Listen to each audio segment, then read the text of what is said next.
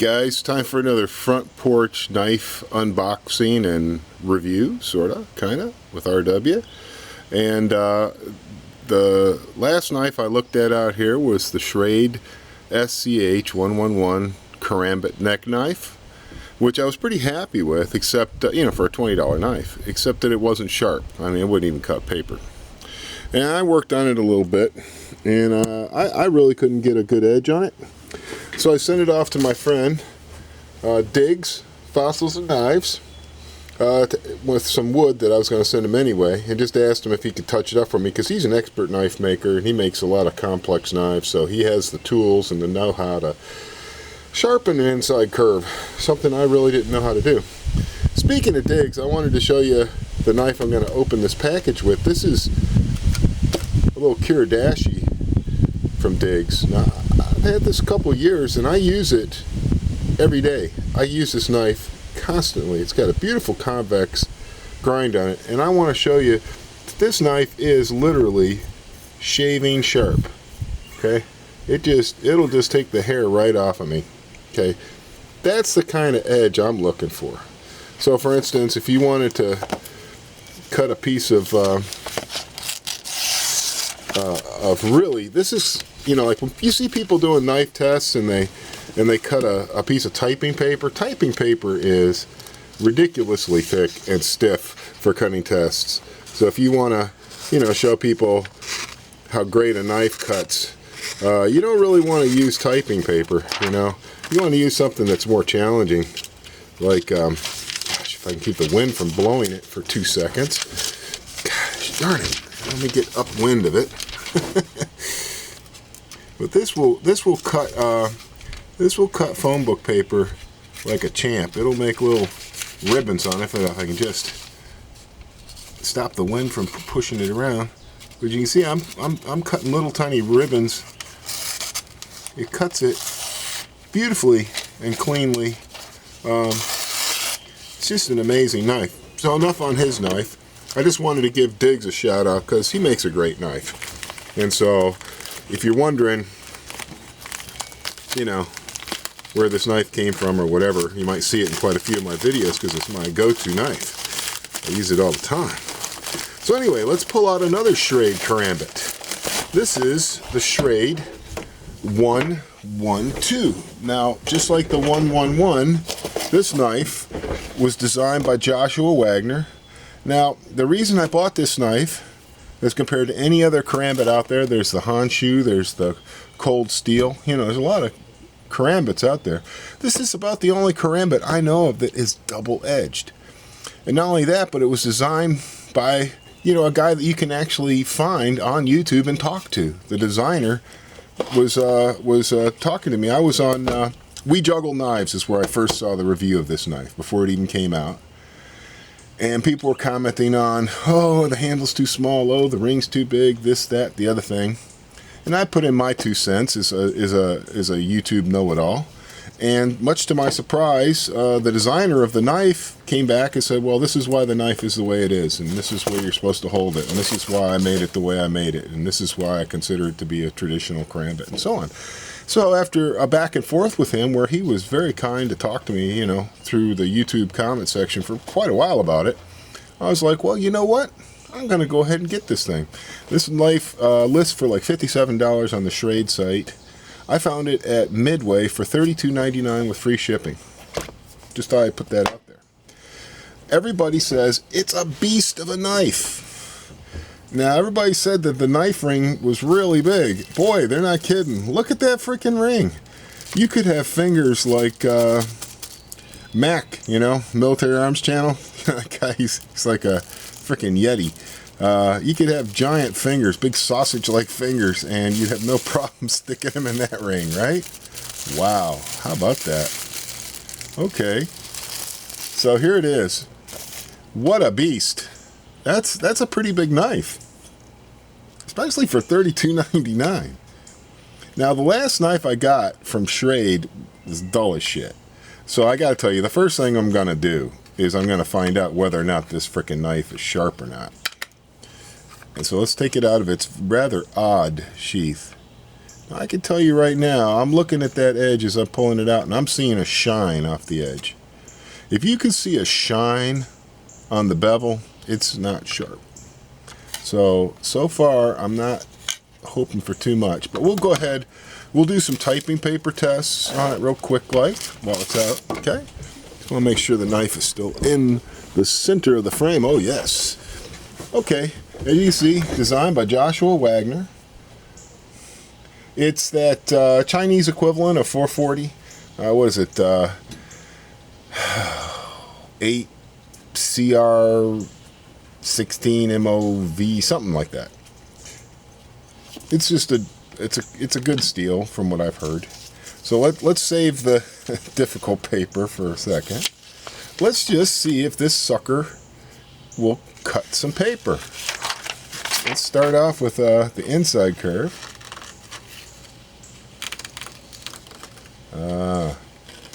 Not looking good.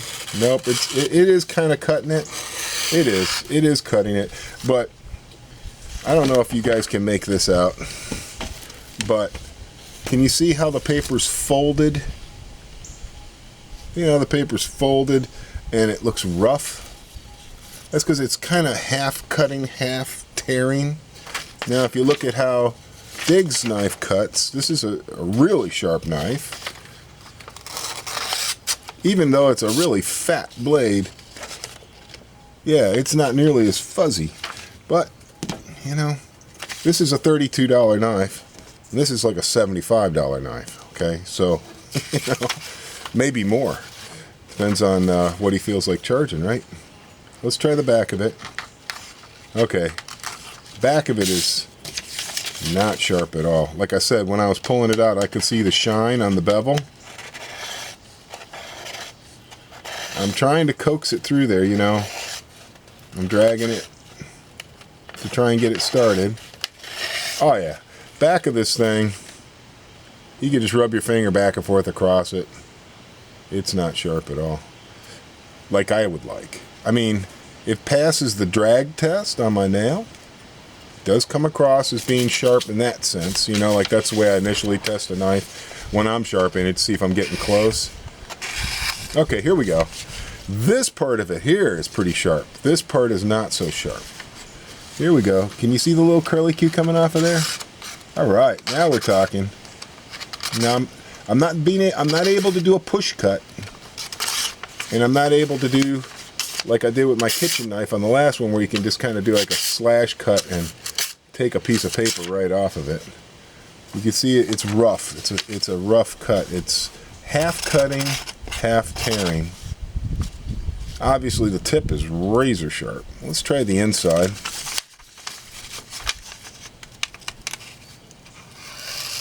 Oh yeah, this part's much sharper. That's good to see. Alright, so some of it's sharp. I'll tell you, I'm not even going to try and sharpen this knife. There's no way. I already tried to sharpen the inside curve with a little knife. It was a bear. I was afraid I was just going to end up running out of knife. You know what I mean? I might just run out of knife before I got it sharp. But to me, this is like one of the initial tests anybody should do when they open a knife. They should see if the damn thing will cut something, you know? Let's see how it runs through this stuff. Yeah, that's a pretty clean cut. This area right here is quite sharp. We'll find out in a second if it's shaving sharp. I'm impressed by that. I don't think I would mess with this. I don't think I would sharpen it. This is not a work knife. This is not a knife that, you know, you're going to want to do a bunch of chopping tests with, and let's see if I can make kindling with this or whatever. This is the kind of knife that's for fighting. And so, you know, if it has a reasonably sharp edge on it, I would just leave it alone. I wouldn't try and touch it up. Oh yeah, I would say that's pretty acceptable for a $33 knife. I just want to see how that tip first starts dragging. As you can see, when I first run the tip across it with light pressure, this is the weight of the knife just bearing down on the paper. I'm not getting any action on it. That could probably be touched up. I don't know if you guys can see, but the bevel here is so tiny, it's about a 64th and by here it's almost an eighth. That's just the way it is. Let's see if we can get it to cut. Drag cutting it. No, I won't drag cut either. Okay. But once you get into it, and the hook cut, obviously it's hooking good. I'd like to try this on some like a pork loin wrapped with some like t-shirt material, maybe something like that. Maybe even a pork loin stuffed down on a pair of old jeans legs and see how it cuts through the denim. I mean, the geometry of the hook and everything is really going to help it cut. But as far as just cutting, yeah, that's pretty sharp. I'm not saying it's totally dull by any means. It is cutting. So that's really what I wanted to see right off the bat. Just this wind is killing me. I don't know. Yeah, once you get past the initial surface of the paper, it'll cut pretty clean through it. But you can also drag the tip on it without it going through. Just give you an example. I'm not sure if this is real sharp on the tip here, because this is where I use it all the time. Actually, that's dull as can be right there on the tip. This is where the knife is sharp, where I don't use it very much. As you can see, it takes hair off. I'm just giving you an example of a sharp knife. I'm not trying to compare apples and oranges here, but I'm just trying to say, will this take hair off?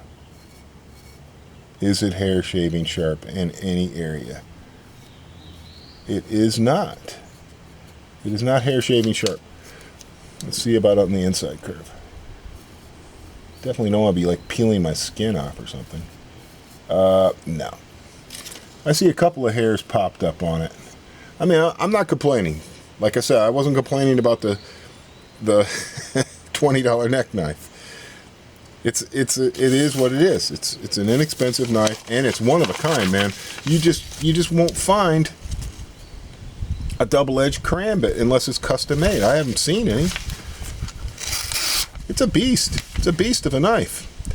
Now, you see this really, really short-looking handle here. I think we should get this paper label off of here. Okay. See this really short handle here. Okay, it's not very rubbery, it's actually very hard. Now, when I was talking to Josh, he said that this knife is ideal for modification. Like, for instance, if you wanted to slice that off and put on wood scales or G10 scales or whatever, micarta scales, whatever you wanted. You could put different scales on it. You could do things like that. That is one hell of a freaking, what a freaking huge ring that is. So he was saying that people were holding this knife wrong. They're putting their finger way into it. They're putting their thumb over top of it. And they're like holding it like this, and they're saying that, it didn't feel good in their hand. I can tell you right now, I've got an extra large hand. I'm not coming anywhere close to the back of that. I am coming dangerously close to the inside of that, I'll tell you that. He was saying to hold the knife like this. Like this, in a hammer grip. And then the grip is plenty big for your hand, and you don't have to worry about slipping down. I have to say, I can't disagree with that. I just want to use this as a pad so I don't dull the knife unnecessarily. So if I were to be pushing down pretty hard, I could see putting a lot of force on that. I don't know about putting my thumb up on the ring. I don't think that's really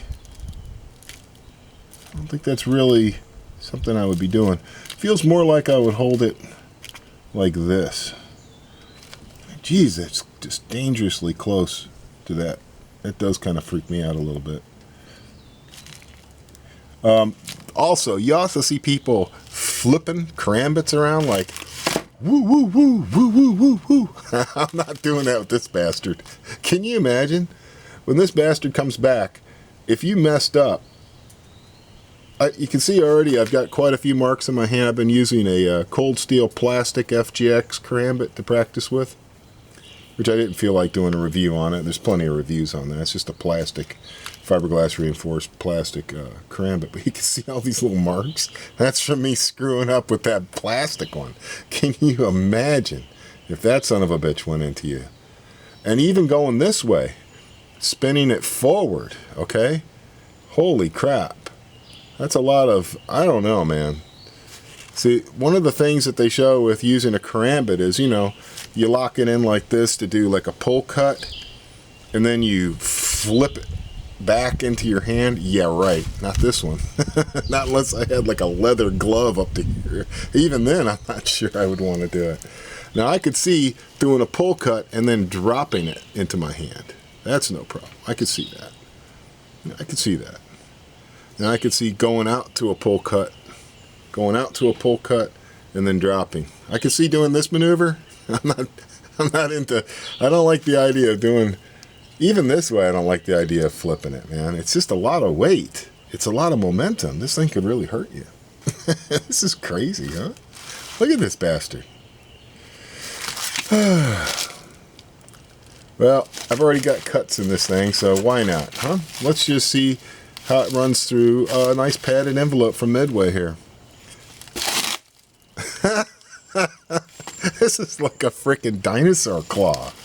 This is something medieval. Primeval. It's, oh, Lord have mercy. Wow. Okay. Just for fun, since I got this thing out here, and we never use it anyway. And I know you're not supposed to use the knife this way, but I'm just curious if I just whack it, just how far it might go in there.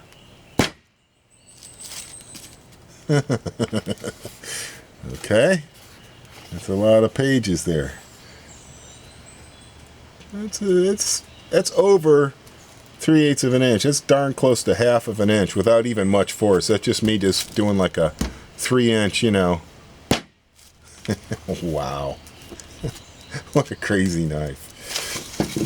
By comparison, here's Dig's knife, which has a really lean point on it. I like for this kind of action, I like to choke up on that. Oh, wow. That's crazy. His goes about, jeez, that's got to be close to 3/4 of an inch. I'm still feeling blade. Yeah, that's probably closer to like a good solid, I don't know, 9/16. This thing still beats it in piercing, at least with a good slam, but I bet you if I really worked it, I could get this baby to go in there pretty deep. Wow. I'm still feeling, oh yeah. Yeah, it's easily piercing as well. Great piercer. Heck of a slicer, man. What a crazy, crazy thing this is. Forget just slicing one piece of paper. Let's slice a whole bunch of paper at once. That's pretty impressive, man. I got no complaints. What a freaking knife. Wow, what a giant knife. I don't care how big your freaking, I really don't care how big your fingers are. They're going to fit inside there. But in terms of flipping it, I would really think twice about that crap. Holy balls. Yeah, wow. What a beast. And the beauty of this double edge is that, you know, a lot of the moves are, you know, you're coming back and you're thinking joint lock or manipulation or something with the dull edge. You don't have to worry about that with this, man. Slash back and forth. Put it in, twist, break a rib, you know, pierce a skull, sever a vertebrae, remove a kidney, you know. I mean, holy crap. I'm super happy with this. Especially for $32.99 shipped. How could you not be happy with this? What a beast. Well, I got to give my props to Josh. I'm glad that he's available on YouTube to talk with people. When you put up videos about his knives, he tends to check them out and make comments on them and answer questions people have about them. It's sick. This freaking knife is sick. I mean, wow. Okay. Nice. Wow. Now this part right here is purposely dull for a good reason. Because of the way the knife goes into this sheath, there's two little nubs right there, and when you're inserting it, it just snaps right in. A little rattle. It's only got one belt loop. That's because it's designed to go underneath your belt. You know, this is the way you would want to pull the knife out, so you would thread your belt through and over, and then when you wanted to pull it out, I would imagine it's going to take a little breaking in to get that to pull out nicely. Wow, that sucker is in there. He also suggested that you can, you can shave the nubs down on these so that it comes in and out better. Wow, that just sounds horrible in there. Sounds like it's trying to chew its way out of there. I'm almost afraid to pop it out of there. Wow. So I think once it's broken in, it would come out pretty good. Wow. I'm going to have to test this out. I'm going to have to put it on my belt and check it out. But this is just an initial impression. I know this review's getting long, but I'm pretty excited about this knife, guys. What a beast. And the reason I did all this unboxing and crap is because I just wanted to show for sure this is how it comes out of the box. I haven't touched it up. I haven't done any chopping tests to dull it yet. It's not a chopper. It's a slicer. It's a piercer. It's a hooker. You know, just like this, you wouldn't sit there, you know, trying to chop kindling with this knife, right? You know, I'm not sitting there trying to chop kindling with this knife. But if I wanted to, you know, cut something, remove a sliver, make a tiny mark, trim a pencil, this is the tool to go for it. And like I said, this one's hair popping sharp, and this one just isn't quite there, but no complaints for $32 shipped, man. I see a couple hairs on it. It's thinking about it. I don't think it would be much to get this hair popping sharp. Oh, there we go. I got some hairs off with it. This area right here is really wicked sharp. Not so much over here, but this definitely. Yeah, I did actually get a few hairs to come off. Whew. Wow. Well, that's it, guys. Thanks for watching. Thanks for checking out the Schrade SCH-112. The best price I found on the internet is Midway. So go and grab yourself one. And you can check out Dead Boys 2 is the name of Josh's channel on YouTube if you wanted to check out any of his videos. Peace out.